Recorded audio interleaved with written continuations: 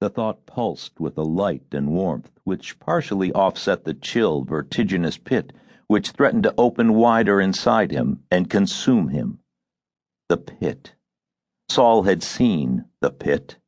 With the others, he had shoveled cold clods of black soil over the warm bodies, some still writhing, a child feebly moving its arm as if waving to a welcoming relative in a train station or stirring in its sleep, shoveled the dirt and spread the lime from bags too heavy to lift, while the SS guard sat dangling his legs over the edge of the pit, his hands soft and white on the black steel barrel of the machine pistol, a piece of plaster on his rough cheek where he had cut himself shaving, the cut already healing, while naked white forms stirred feebly as Saul poured dirt into the pit, his eyes red-rimmed from the cloud of lime hanging like a chalky fog in the winter air.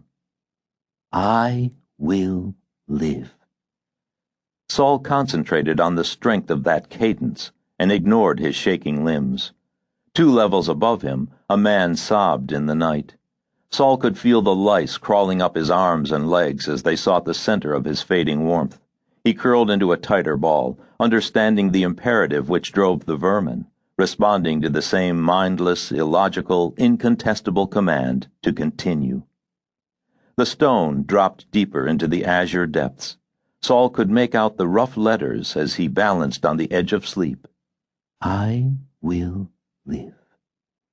Saul's eyes snapped open as a thought chilled him more deeply than did the wind whistling through the ill-fitted window frames. It was the 3rd Thursday of the month. Saul was almost sure it was the 3rd Thursday. They came on the 3rd Thursday. But not always. Perhaps not this Thursday. Saul pulled his forearms in front of his face and curled into an even tighter fetal position. He was almost asleep when the barracks door crashed open. There were 5 of them, 2 Waffen SS guards with submachine guns, a regular Army non-com, Lieutenant Schaffner, and a young Oberst whom Saul had never seen before. The Oberst had a pale Aryan face with a strand of blonde hair falling across his brow. Their hand torches played over the rows of shelf-like bunks. Not a man stirred. Saul could feel the silence as 85 skeletons held their breath in the night. He held his breath. The Germans took 5 strides into the barracks, the cold air billowing ahead of them, their massive forms silhouetted against the open door, while their breath hung in icy clouds around them. Saul pulled himself even deeper into the brittle straw. "Do!" came the voice. The torch beam had fallen on a capped and striped figure crouched in the depths of a lower bunk 6 rows from Saul. "Komm, schnell!" When the man did not move, the SS guards dragged him roughly into the aisle. Saul heard bare feet scraping on the floor. "Du, raus!" And again, "Du!" Now 3 Musselmen stood like weightless scarecrows before the massive silhouettes. The procession stopped 4 bunks from Saul's row. The SS guards turned away to play their lights up and down the center row of bunks. Red eyes reflected back like startled rats staring from half-opened coffins. I will live. For the first time, it was a prayer rather than an imperative. They had never taken more than 4 men from a single barracks. "Du!"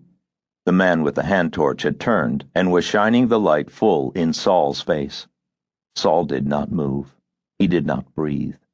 The universe consisted of the back of his own hand, centimeters in front of his face. The skin there was white, grub white, and flaking in spots.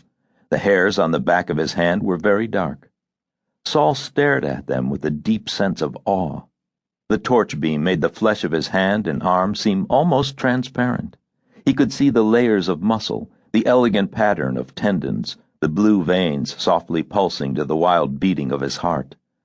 "Du, raus!" Time slowed and pivoted. All of Saul's life, every second, every ecstasy and banal forgotten afternoon had led to this instant, this intersection. Saul's lips cracked open in a mirthless grin. He had long ago decided that they would not take him into the night. They would have to kill him here in front of the others. If nothing else, he would dictate